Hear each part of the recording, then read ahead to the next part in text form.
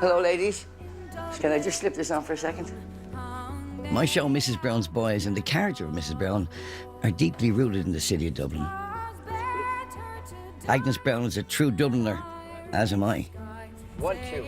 And ours is a city with an extraordinary tale to tell.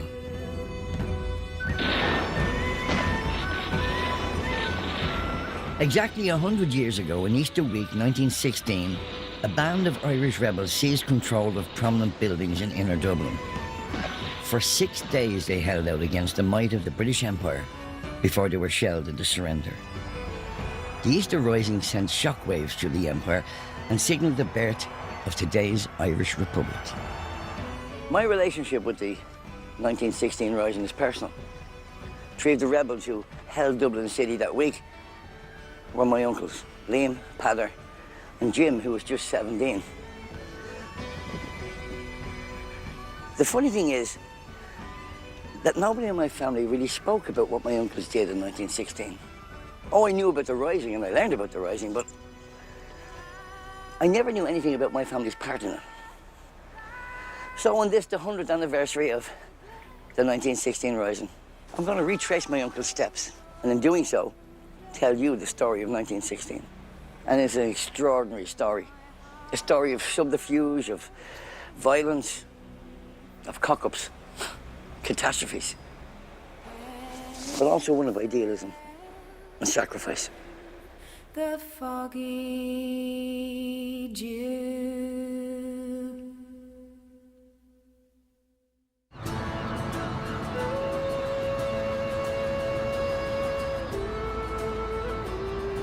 Dublin is my hometown. I'm always delighted by the warmth of the reaction I get here. So this is unreal. Isn't it? Yeah, oh my God, meeting you. At the moment, the centenary of the Easter Rising is absolutely everywhere. And just when you think you can get away from it by going into a shop, get a bit of chocolate? We got Easter Rising chocolate as well. When somebody says 1916, what do you think of? Easter Rising. Are you excited about celebrating it? Yeah, I think it's important. I think we should be celebrating it. And do you think, was it an important time? It was really important. Oh, for sure, yeah. You have to celebrate it, yeah, especially all the happenings that went on and everything. Your family ever talk about the Rising, or your granddad, or your... My granddad, yeah, quite a bit. His dad was in it. But it's worth marking because it was a pivotal moment in our history.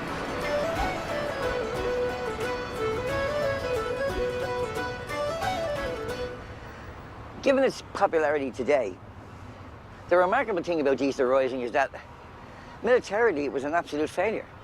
It only took off in Dublin, not the rest of the country, and within 6 days, the British authorities were back in complete control.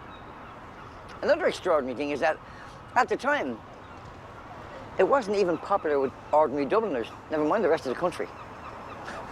A lot of people thought that the rebels themselves were mad. So the question is this: how did a rising with such little popular support and even less chance of success get started in the first place? And then how did that go on to become central to the heart and soul of modern Ireland? Oh, and what part did my family play in it?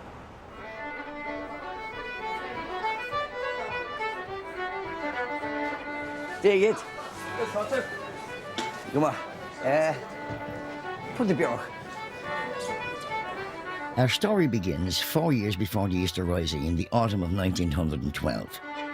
At the time, my father and his family were living above the O'Carroll hardware shop in Dublin's north side. This is the family, my family. It's my dad. That's my grandparents. The ones we're going to concentrate on mainly are Liam, Jim, and Padder. That's Michal. He was too young during the Rising to really take part. Well, they say too young, but I just don't think his mammy would let him. But the other 3 did. For generations, my family had been committed rebels. Unlike today, the Ireland they lived in was all part of the United Kingdom. But my family came from a long tradition of Irish nationalists who wanted Ireland to be an independent country.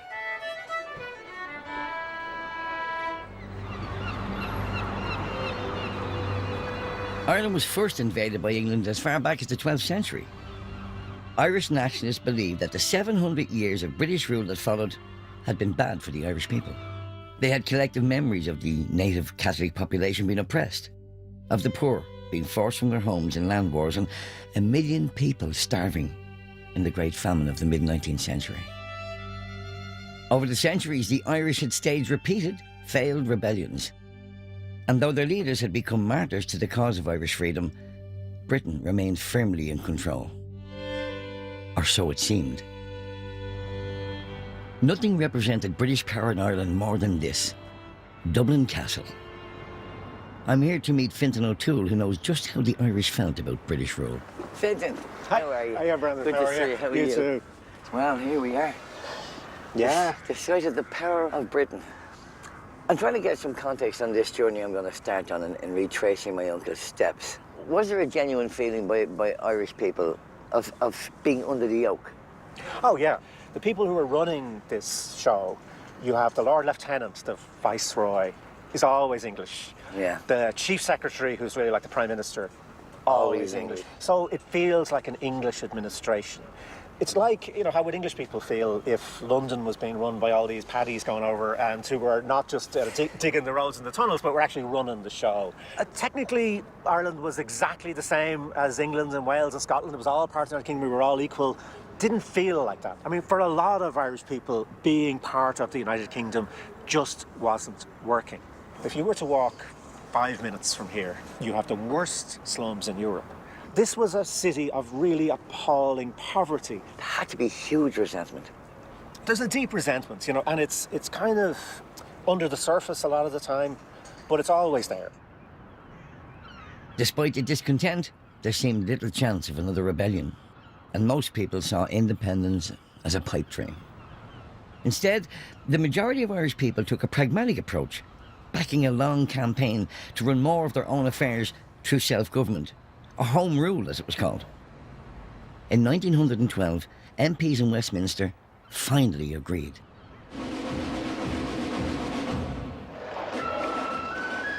But Protestants in the north of Ireland, who saw themselves as British, felt threatened by the prospect of Home Rule.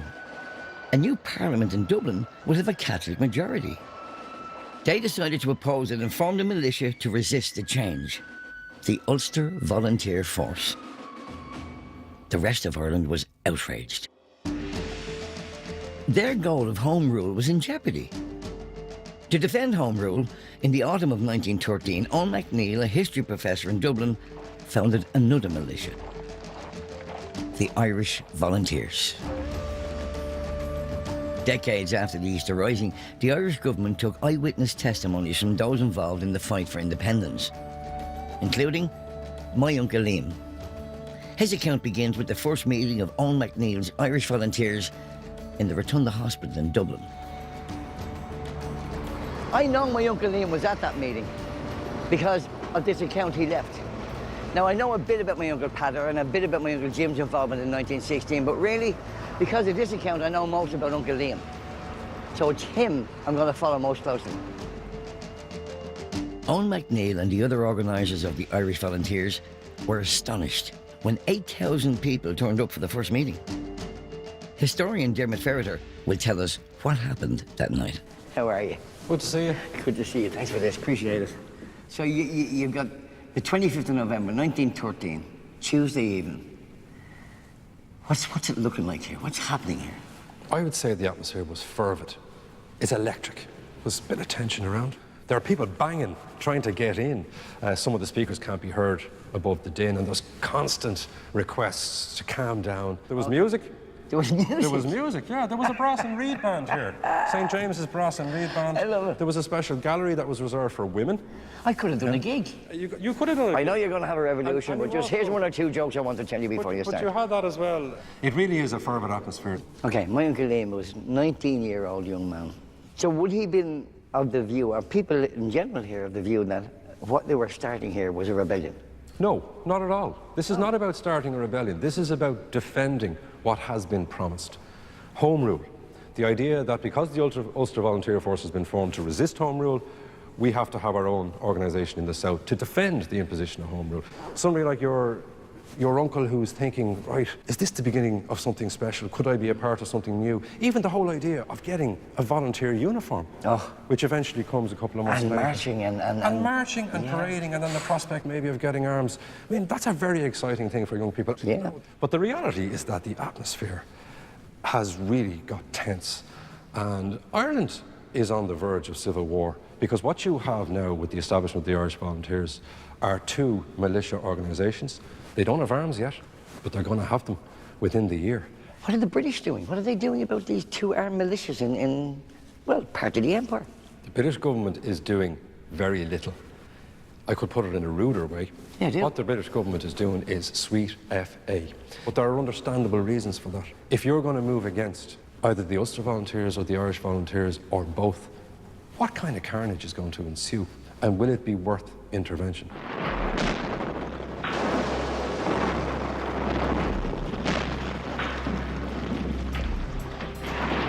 But before things came to a head, the First World War was declared.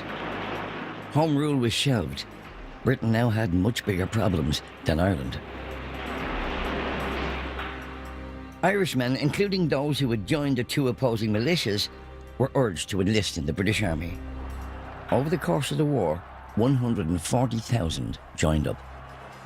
Among those who did not enlist were committed Irish nationalists, including my Uncle Liam and his younger brothers. They chose to remain in the now depleted Irish Volunteers.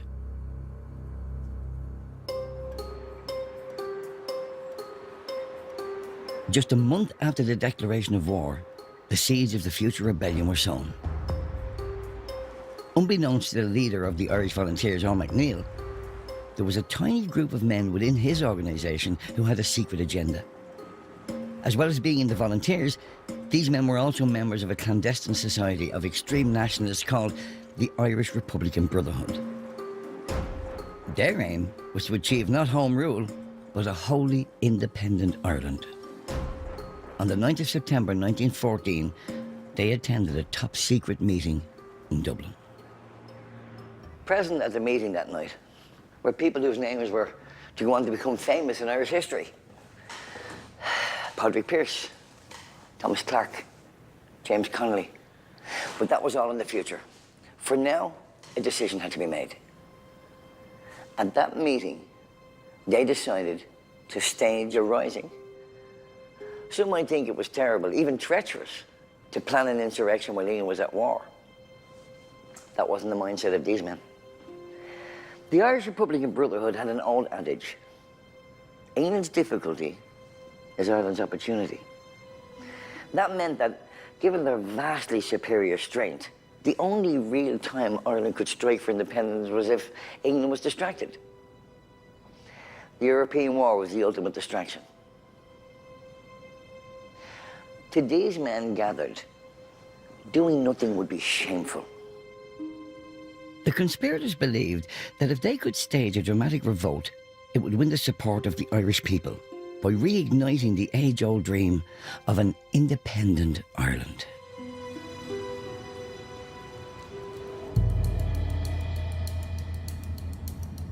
A military council was formed, consisting ultimately of 7 men, among them poets and playwrights. This somewhat unlikely group, operating in extreme secrecy, would plan the rising. Their aim was to use Eoin MacNeill's Irish Volunteers not against the Ulster Volunteer Force, but as a rebel army against the British.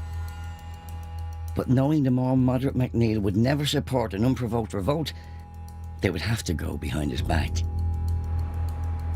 Their plan for the rising was bold.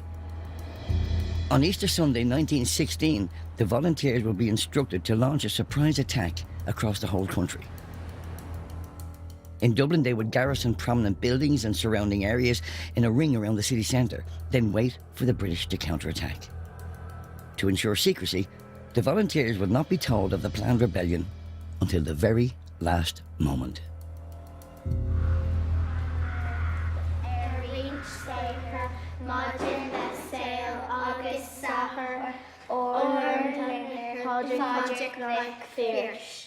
At the heart of the conspiracy was a headmaster, Patrick Pearse. He's now a national hero in Ireland, and the school he ran is a museum. Pearse was a passionate advocate of Irish culture and the Irish language. Hello, girls. Hi, Mrs. Brown. How you doing? So what do you know about this place? We know that Patrick McPearse ran the school first, and then his sister. Do you think he was an important man, Patrick Pearse? Yeah. And if it weren't for him, we wouldn't have this country, because he fought for Ireland and he taught the children in Irish. Pearse's school reflected his nationalism and his idealism. Brian Crowley is the curator of the museum. Pearse was very anxious that his school would be very different than other schools. Like, for him, education should be an inspirational experience. He doesn't exactly sound like the kind of man who's sitting down to plan a war. No, yeah, I think he was probably in some ways, a very unlikely kind of military figure. But if you read his writings, there is this kind of idealization of military sacrifice, of being a revolutionary. It's a very kind of romantic, theatrical idea about what that might be like.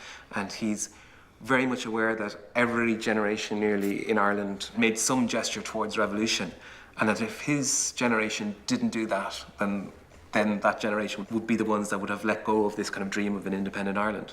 I think Pearse felt that this was his moment. This was his moment of destiny.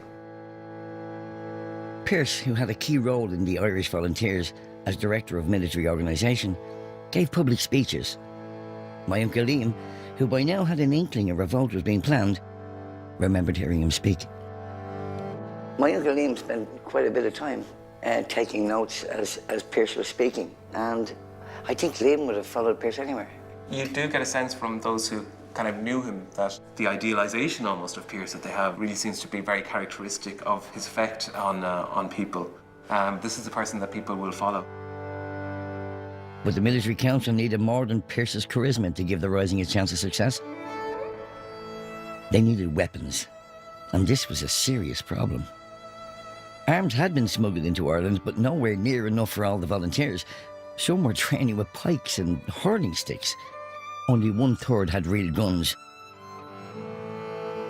The armoury at the National Museum of Ireland holds many of the weapons that remain from that period.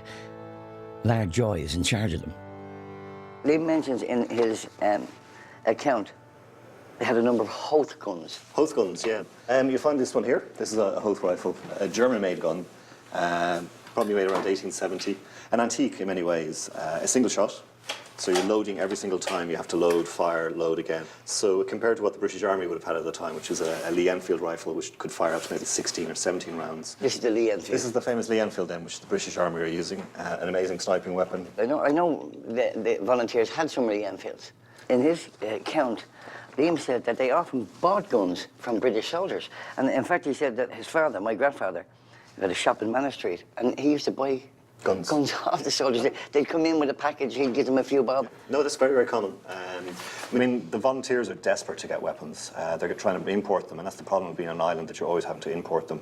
But the organisation in Ireland that has ready availability of all these weapons, of course, is the British Army. Were the British not worried about this? I know this was a big problem. They were trying to stop it, but the reality is soldiers in the British Army, they're looking for money, and that's how guns were circulated around the city.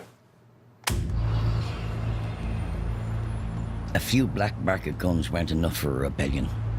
So the military council approached Britain's adversary, Germany.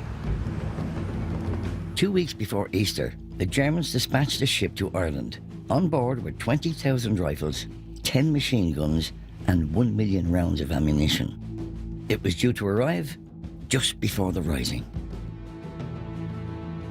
In Dublin, Patrick Pearse issued a mobilisation order calling all volunteers to parade on Easter Sunday, billing it as an important but regular training session.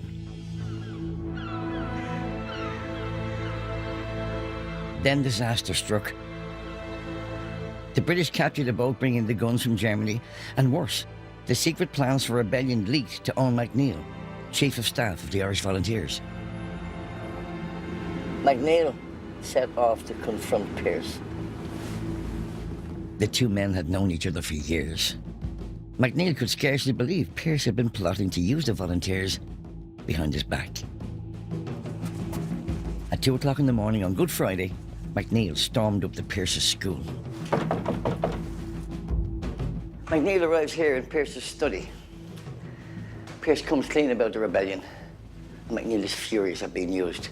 A huge row breaks out. McNeil tells Pearse he will not back any rebellion that could lead to such loss of life. And he says, I will do everything I can to stop it. The next day, McNeil issued a countermanding order. Volunteers completely deceived. All orders for tomorrow Sunday are entirely cancelled. Couriers set off to carry the message all around Ireland. The following morning, Easter Sunday morning, the 23rd of April, the date set for the rising, it became clear that McNeil had gone one step further than just sending out couriers with messages. He took an advert in the Sunday Independent. No parades. Irish volunteer marches cancelled. A sudden order. It certainly was. Owing to the very critical position, all orders given to Irish volunteers for tomorrow, Easter Sunday, are hereby rescinded. And no parades, marches, or other movements of Irish volunteers will take place. Each individual volunteer will obey this order strictly and in every particular. Signed, Eoin McNeil, Chief of Staff, Irish Volunteers. Well, Uncle Liam was just as confused as everybody else. In his account, he writes, on Sunday morning, there was general confusion. Because the position was that we had orders to mobilise. We got the contradictory orders in the Sunday Independent and nobody knew what to obey. I went here, there and yonder to try and get some definite information. He's running around the city trying to find out what's happening. This extraordinary chain of events meant that any hope of a major mobilisation was now gone. Effectively, the revolution had been cancelled by an ad in the newspaper. I swear, you couldn't make it up.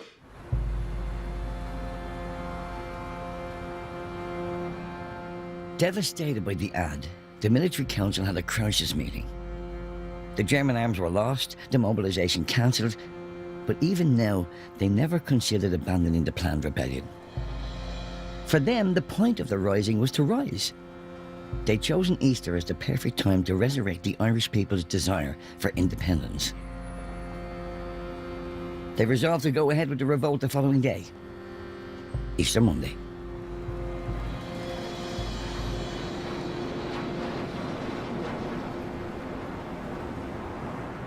Easter Monday, 1916, dawned, bright and sunny. So here we are, Stony Batter. Stony Batter in Dublin, Cowtown they used to call it. My family lived here for years, generations. It's a busy street now, but that Monday morning, Easter Monday in 1916, it would have been dead quiet.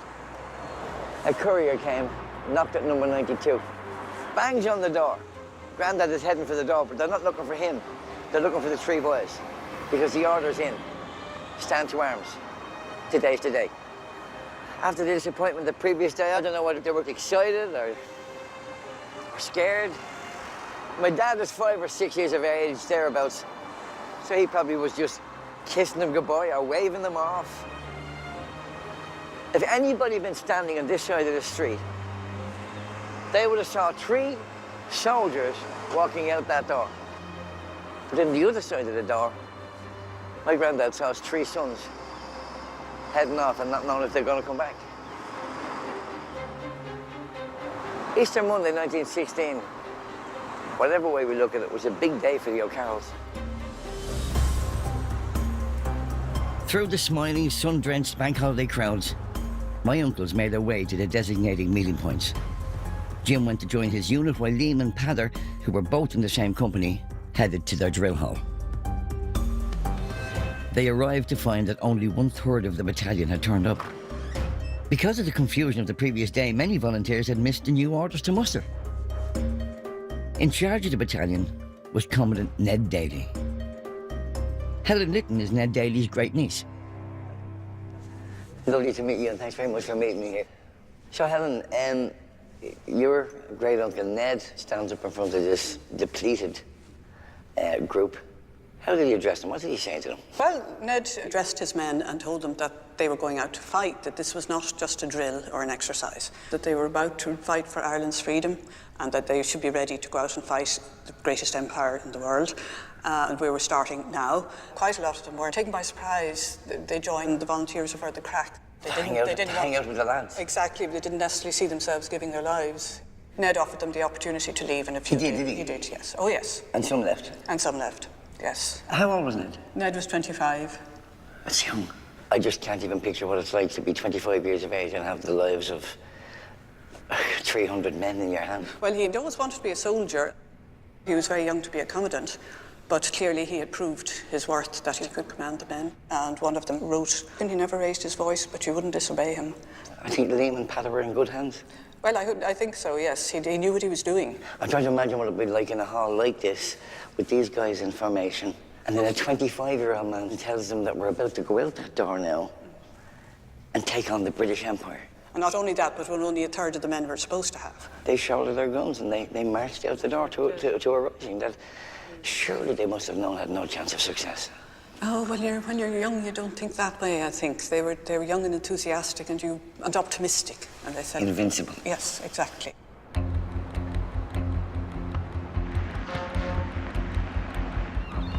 Meanwhile, all around the city, other ordinary members of the Irish Volunteers also became rebels by agreeing to take part in the rising.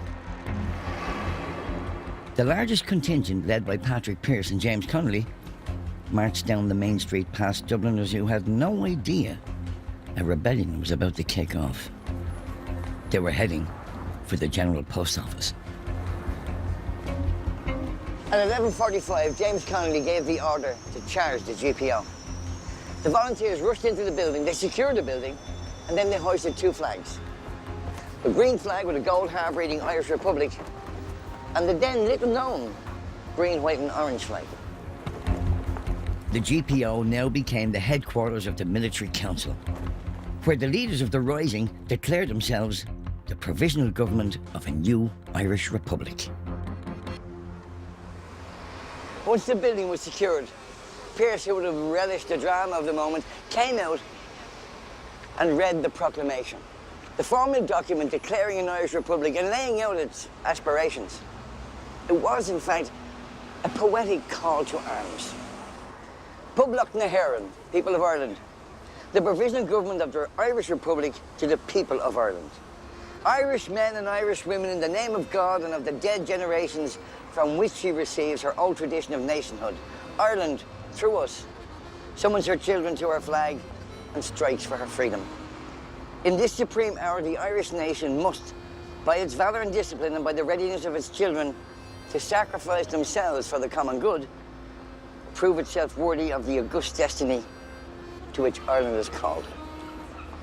Signed on behalf of the Provisional Government, Thomas J. Clarke, Sean McDermott, Thomas McDonough, Padraig Pearse, Amy Cant, Joseph Plunkett, and James Connolly.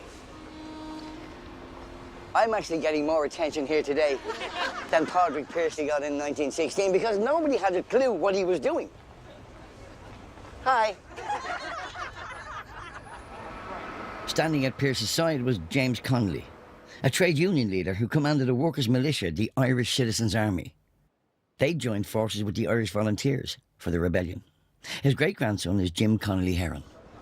What must your great-grandfather have felt at that moment? Well, after Pearse had finished reading the proclamation, he turned to him, shook his hand and said, "Thanks be to God, Pearse, that we've lived to see this day." What do you know about what was going on inside? Well, when the volunteers arrived, the first act of the occupation was for to take the first floor because that's where the telegraph office was. Trying to stop communications? Trying to stop communications going out to the British Army. And then the volunteers knocked out the windows with their rifle butts and created a fortress here. For the rest of that week, this became the headquarters of the 1916 Provisional Government of the Irish Republic. And during the course of that first day, word started filtering back from the other garrisons that the other great buildings were now held in the name of the Irish Republic. The British were caught completely off guard. A revolt in part of the United Kingdom at a time of war was an outrage. In London, Prime Minister Herbert Asquith declared that the first duty of government was to restore order and stamp out the rebellion with all possible vigour. Little did he know, Britain's vigour would ultimately turn victory into something a lot more like defeat. At the start of the rising, there were 4,000 British soldiers stationed in barracks in and around Dublin. These were the first to be mobilised, and many thousands of reinforcements from other parts of Ireland and Britain were soon on the way. The 1,600 rebels were massively outnumbered. In Stony Balor, Uncle Liam had been put in charge of his company, including his younger brother Peadar, and instructed to build barricades. I've brought my sons Danny and Eric to see where my Uncle Liam led the men. He's 22 years of age, he's your age.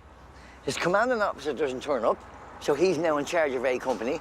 A Company is supposed to be 120 men, but only 28 turn up. With 28 men, they head off to march against the biggest empire in the world. Jeez. Now, this would have been all small, tiny cottages at the time. So, he halted the men, so that just stopped here. We erected a double barricade across the street. There was one this side, and one this side of Redcliffe Lane. And ordinary Dubliners were kind of going around going, what? Mate, what's the story of the barricade? British! What? We're rebellion! All right! What kind of guns were the rebels up against? What guns did the British have and what guns did the rebels have? They were outgunned from the very start. Some of the guys were standing at these barricades with a pike. So they couldn't, a pole with a spike on the top of it. Not even a, it was kind of like, one. Bit closer. Closer! So, in one breath, it's foolhardy. And then the others, I'm talking about these young men standing with a pike at a barricade. A lot of courage for them to just stick with it. I think it's great. I love it. It's amazing to think there was a war here. 100 years ago, Easter Monday, your two great uncles stood right here. And remember this,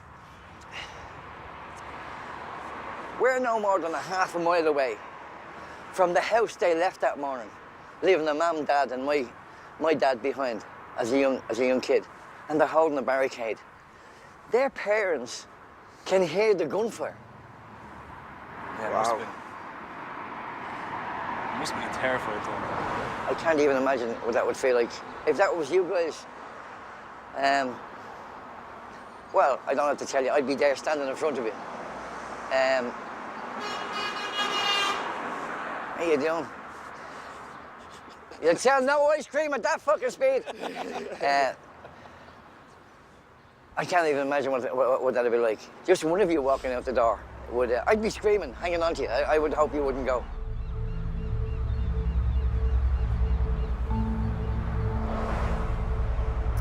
In the first 48 hours of the rebellion, there were sporadic actions across the city. But in general, the British were assessing rebel positions and assembling reinforcements. So many of the rebels found themselves waiting for the action to begin.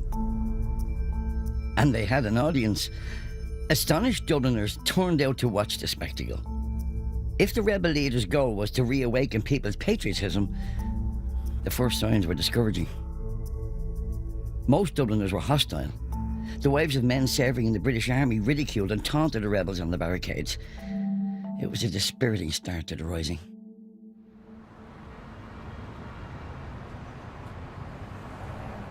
On the third day, events gathered pace.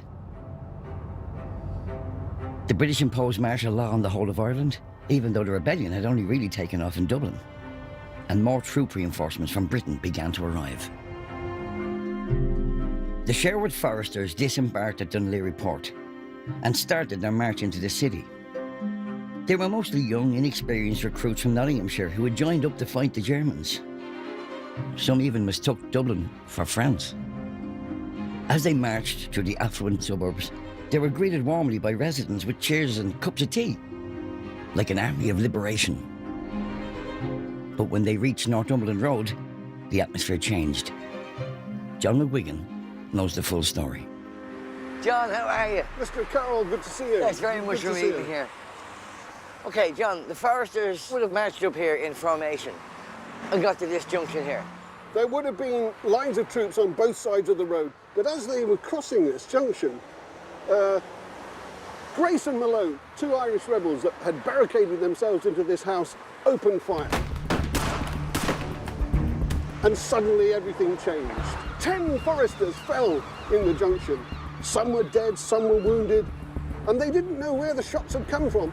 Wace and Malone couldn't miss. All they had to do was stick their guns out the window and blast away. For the Sherwood Foresters, the horror had only just begun. Number 25 was an outpost. Worse awaited them further up Northumberland Road. The main body of the rebels are in Clanwilliam House, which used to be a Georgian terrace with a commanding view all the way down Northumberland Road, all the way along Percy Place.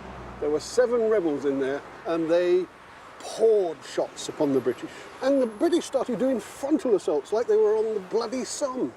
Frontal assaults. But that's what they were trained for. Charging up on the sound of a whistle up Northumberland Road. And they were just being wiped out.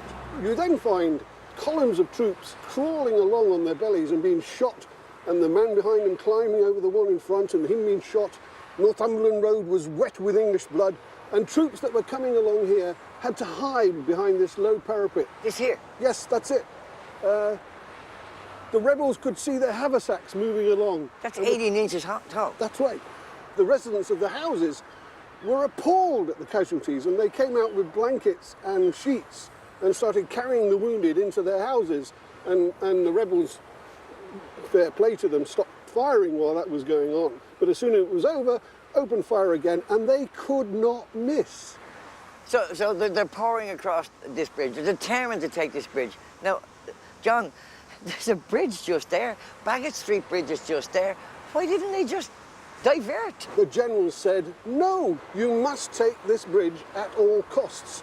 Of course, there was no cost to them, but to these working class lads, it was a heavy price to pay, a heavy price to pay.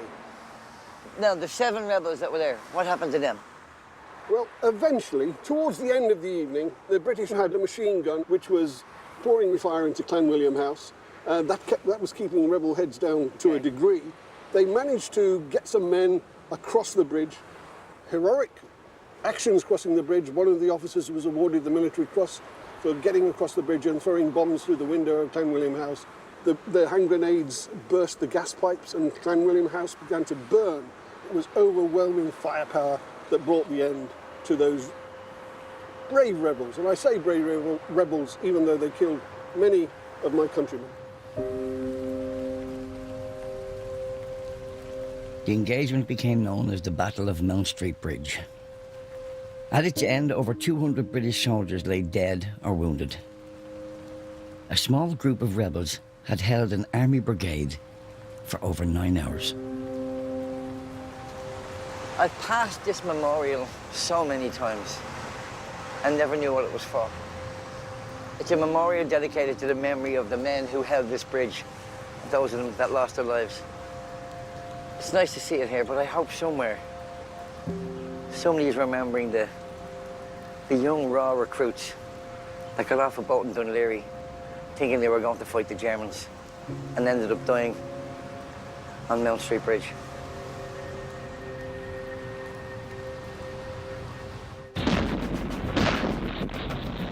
By now, the centre of the city was shaking with gunfire. The British vessel, the Helga, was shelling rebel garrisons from the river. Dublin was a war zone, and civilians were being caught in the crossfire. British Army strategy was to form a cordon isolating the key rebel positions, the rebel leader's headquarters at the GPO, and Commandant Ned Daly's area of command, where my uncles Liam and Pather were stationed. Ned Daly's centre of operations was at the Father Matthew Hall. Helen, how are you? Good to see you. How are you? Good to see you. Helen, I'll tell you why I want to see you. First of all, we're 2 or 3 days into the rising now. The boys, Ned, Liam, they probably haven't slept. Oh, no. They must be exhausted. And they must be running out of stuff. But I noticed in Liam's account, he said that Mills bombs, homemade grenades, medical supplies, the greater portion of this was brought down by members of the family and friends to the Father Matthew Hall. My Uncle Liam and Pather's younger sister's brother, mother, father, are zipping through bullets. They are, yes. To bring down supplies. It was a desperately dangerous thing to do. They were ducking bullets the whole time. And a lot of people died just crossing the street because somebody took a shot at them. This was a hive of activity. This was absolutely the centre of operations here, with messengers going backwards and forwards. They would have snipers in the upper windows. I can picture my granny going down with the go-kart and my dad in the pram and milk Stuff bombs underneath the pram. And, Oh, they used to do that. There was great camouflage, but it was a very dangerous operation. and still they came with food and supplies. They did, yes. That's incredible. Amazingly brave.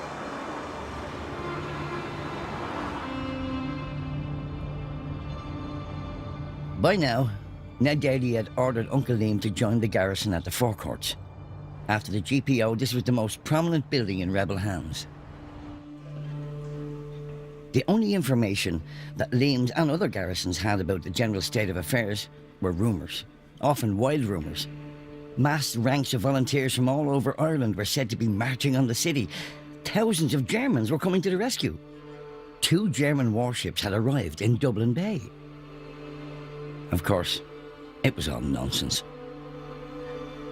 I don't know what Liam thought about the rumours, he doesn't say. But he does mention one incident that happened when he was garrisoned here. This is interesting because it's the only time Liam describes his own part in actually attacking the enemy. Liam said he was sent up to a group of men who were covering the medical mission. That's the medical mission building there, I can see it, but you wouldn't cover it from here. Must be another entrance or somewhere else I can see it from. Ah.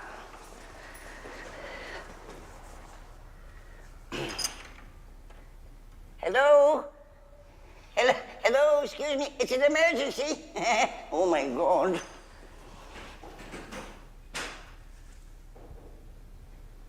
So he says that he found a group of men. The men informed him that they saw something suspicious happening. It appeared that there was British soldiers trapped in Charles Street. Now, Charles Street, you can't see there, but you can just about see a bit of it. This building wouldn't have been here at the time, so that's a new building. But beyond that would be Charles Street. So they had a straight line of view from here down to Charles Street. Now, this is interesting. I gathered the impression that a hand grenade was being thrown because they saw an arm swinging. I ordered the men to fire. The body collapsed out of sight. And the hand grenade dropped. It's just interesting that he says arm. And he refers to this British soldier all the time as the body. But it wasn't a body, it was another person.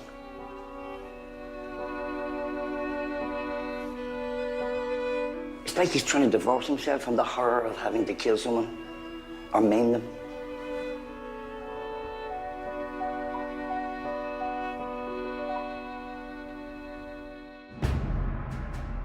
On Thursday, day 4 of the Rising in London, the Prime Minister Herbert Asquith announced that a new Commander-in-Chief was being sent to Dublin to take over the British forces.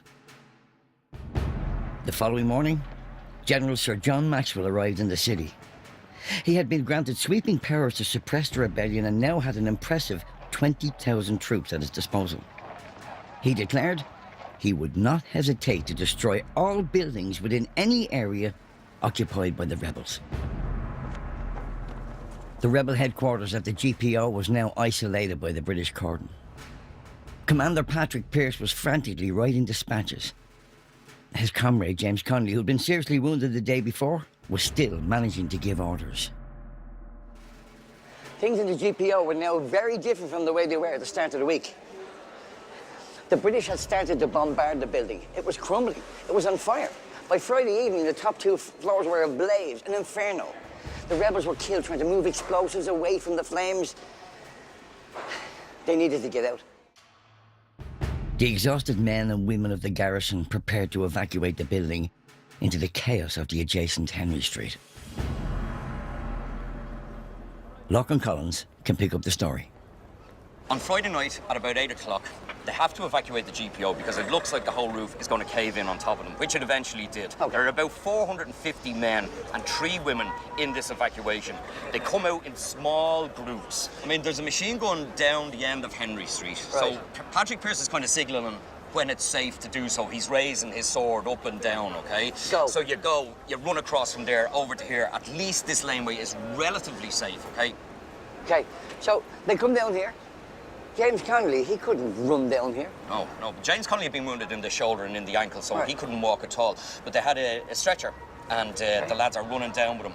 So I'm just trying to get this picture in my mind. Smoke, shrapnel, flames, Yep. bullets, all the... And these group of men and women carrying a stretcher. Yeah. They're a man with a sword.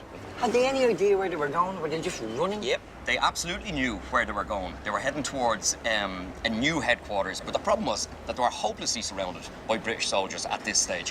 Where did they go next? Well, we're in this great danger, and the bullets are flying all over the place. So that's why they decided to occupy the buildings. Now, the provisional government and many of their officers and the women as well end up in number 16 Moore Street. You know famous Moore Street? I do. Well, I used to work in it as a kid. And of course, it's the home of Mrs. Brown. Yeah, of course. I love this fucking street. That's right, that's right. This is where the provisional government ended up on the Saturday morning, trying to decide what they could now do. So the British, how far? Are they right down the end of Moore Street, or are they halfway up? Or? They're down at the very end of Moore Street, where they're at a barricade. The provisional government have a council of war, essentially, and Pearse and the others decided upon surrender. At this stage, they were so hopelessly surrounded, there was little point for the GPO battalion to fight on. So Nurse Elizabeth O'Farrell came out of number 15 with a white flag, walked down to the British barricade at the end of the street. Hold on, let me take that picture in. Machine guns down there, British troops, and she walks towards them. She's an incredibly brave woman. Like all the women who fought in the Rising, she's incredibly brave. But she said to the officer, General Pearse is ready to surrender to General Lowe. General Pearse. It's over. A British Army photographer recorded the moment Patrick Pearse surrendered. Once in custody, Pearse signed a general order of surrender to be sent out to the other garrisons. My Uncle Liam was with his battalion commandant Ned Daly when Pearse's order to lay down arms arrived at the forecourts.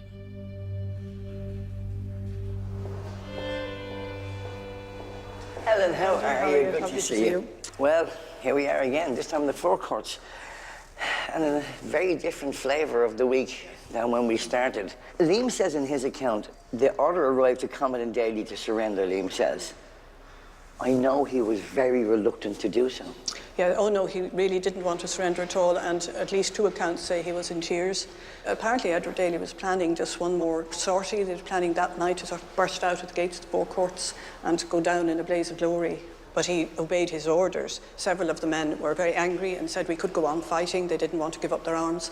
But he called them to order and said, look, this is Patrick Pearse's order. We must obey. We are soldiers. We must obey. Commander-in-Chief. Exactly. And he marched them down O'Connell Street. Chest out, head up? Yeah, absolutely. And apparently they were singing. And he drew them up in military formation in O'Connell Street and handed them over formally to the British officer in charge. They were making a point. This was a proper army, that they had done their best, and that the country would remember it. How right they were. Yes.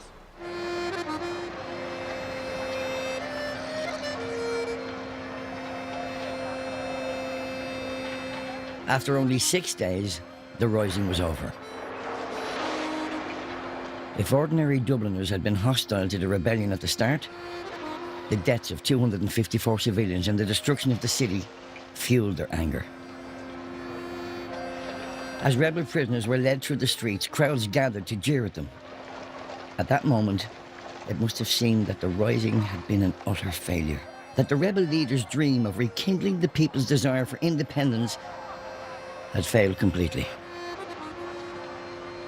Few could have foreseen how British actions over the next weeks would totally transform the hearts and minds of most Irish people.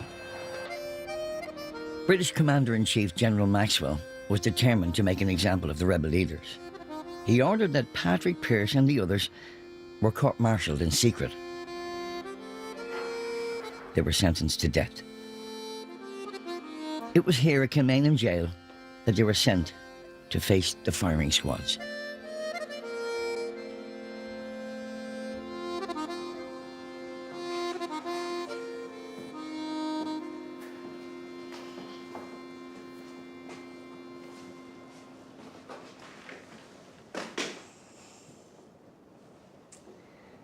Pearse spent the last night before his execution in this cell. In his final hours, he wrote a last letter to his mother. Goodbye, dear mother. I am happy except for the great grief of parting from you. This is the death I should have asked for. To die a soldier's death for Ireland and for freedom. We have done right. People will say hard things of us now, but later on they will praise us. Don't grieve for all this, but think of it as a sacrifice which God has asked of me and of you. Most of the other leaders were kept in this block too. They got visits from their families to say goodbye. They wrote letters that they knew would be published, saying how proud they were to die for Ireland. The execution started on the 3rd of May, just 5 days after the surrender. One by one, 14 condemned men were brought to face the firing squads. 2 were executed elsewhere. To the end, they had faith that the Rising would be vindicated.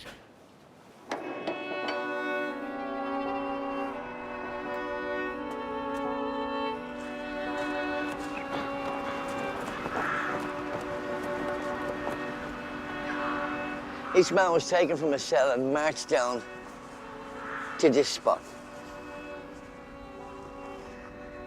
His hands were tied behind his back. He was blindfolded. And the soldier would come and pin a little target just here. And then the order was given. Ready, aim.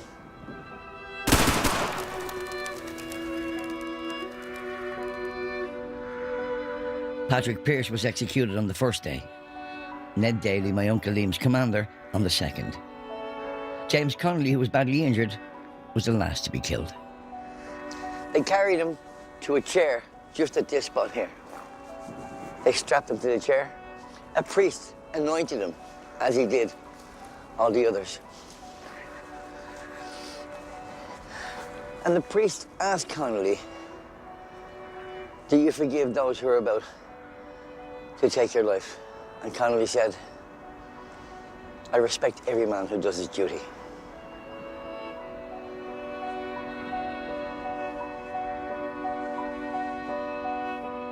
The executions had a dramatic impact on public opinion at home and abroad. While many thought the sentences justified, others viewed the men as prisoners of war and were appalled. In London, alarmed by the publicity, the Prime Minister Herbert Asquith wrote to General Maxwell to express concern. But Maxwell continued with the executions. Across the Atlantic, Irish Americans denounced the killings. Bad news when Britain needed America's help in the war.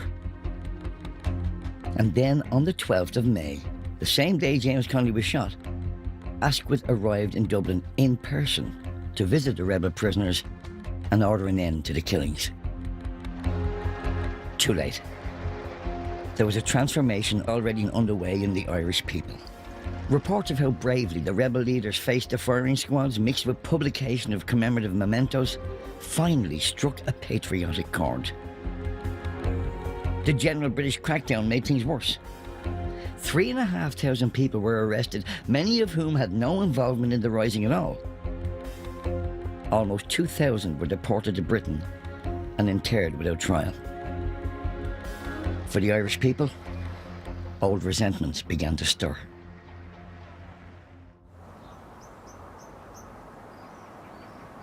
My uncles Liam and Pather were among the Irish prisoners deported to Britain. At first, the men were scattered around various jails. My uncles were in Knutsford, Cheshire. But then, in what was to prove an extraordinary own goal, the British authorities decided to bring them all together in one place. After about 3 months in Knutsford, Liam says he was transferred here to Frongok internment camp in Wales. The camp has long been demolished, but in its day it played a critical role in reigniting the Irish Revolution. Lynn Ebenezer knows the story. What was here? Give me an idea of the layout. There would have been around 30 huts, each one holding about 3 dozen prisoners. There's something I want to ask you that intrigues me about Liam's statement. All right. When he's talking about Fronn Gach, I think it could be safely said that a considerable number of prisoners who got there through accident rather than their activity, so people who were arrested who weren't rebels at all, left Fronn Gach confirmed rebels. I would quite agree with him there. And we hear a lot today about radicalising people. Yeah. Well, this is exactly what happened in Fronn Gach. The prisoners had their own curriculum. Irish, the Irish language, Irish history, but most important of all, military tactics. The more experienced people taught the less experienced people. They taught others. They taught them under the noses of the guards. Morse code they taught. My uncles weren't in the prison, really. They were in the University of Guerrilla Warfare. Exactly. It couldn't have worked better if the Irish had organised it themselves. This was the cauldron, if you like, where they were all thrown in together and came out united. So the British took the people away, the prisoners away here, in the belief that this was the end of things. It was only the beginning, or a new beginning, I should say. They went from here refreshed, ready for the next fight. We see that mistake being made time and time again. You put prisoners in one place, innocent or not, and they'll all come out as rebels. It's still happening. Yeah. When will they ever learn? We never will, we never will learn. Should we sing that? When will they ever learn? When will they ever learn? We're here every Thursday night. Liam, Peadar and most of the other detainees were released by Christmas 1916. When prisoners returned to Ireland, they were greeted as heroes. The British may have crushed the rising, but the executions and crackdown that followed inadvertently delivered everything the rebel leaders had dreamed of. The idea of an independent Ireland had gathered widespread popular support. Soon volunteer units were reforming, and a new phase in the revolution had begun. This time, it would be more successful. While 6 counties would remain part of the UK to create Northern Ireland, in 1922, the other 26 counties became the new Irish Free State.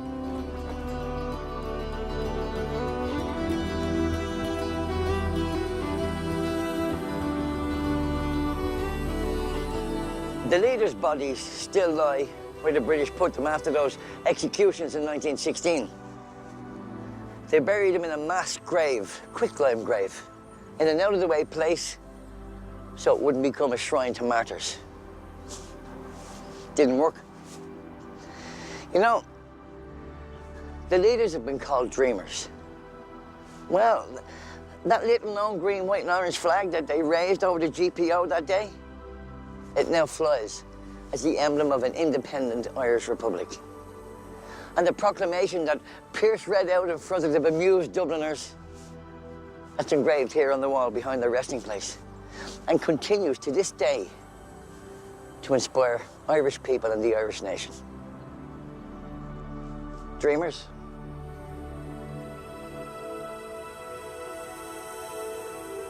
I'm really proud of my uncles. I don't know what it was that got 3 young men to march out of the house to a rebellion on Easter Monday morning, 1916. Was it youthful folly? Was it genuine idealism? But I know this. If anybody asks me where I come from, I get to say, the Republic of Ireland. I thank them for that. And the world did gaze with deep amaze at those fearless men but few. We're recreating Tudor life in spectacular style next on BBC Two. Marking the 500th anniversary of Hampton Court Palace, David Starkey and Lucy Worsley embark on a Tudor treasure hunt.